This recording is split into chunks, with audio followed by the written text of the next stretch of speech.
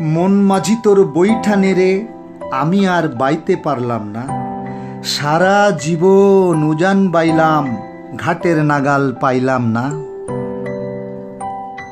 জোয়ার ভাটার দেশ বাংলাদেশের দক্ষিণবঙ্গ, খুলনায় আমার জন্ম, আমার বাড়ি।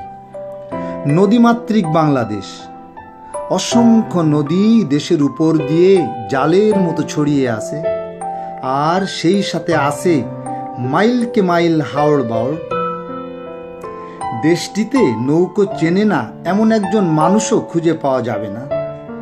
80-র দশক 90-এর দশক পর্যন্ত পাল তোলা নৌকা দেখা যেত।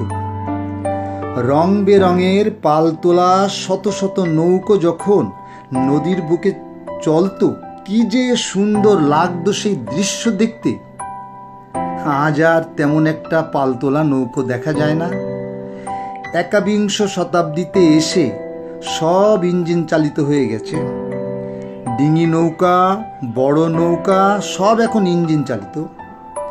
নদীর বুকে ভটভট শব্দে এইসব নৌকোগুলো ছুটে চলে।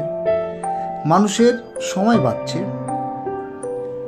সেই সাথে পরিবেশ দূষণও হচ্ছে, হারিয়েছে সেই সৌন্দর্য।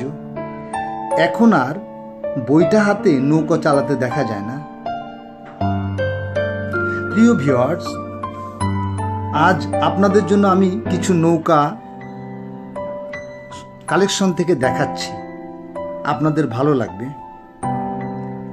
মোহাম্মদ কিবরিয়া, চ্যানেল স্বপ্ন ছোঁয়া।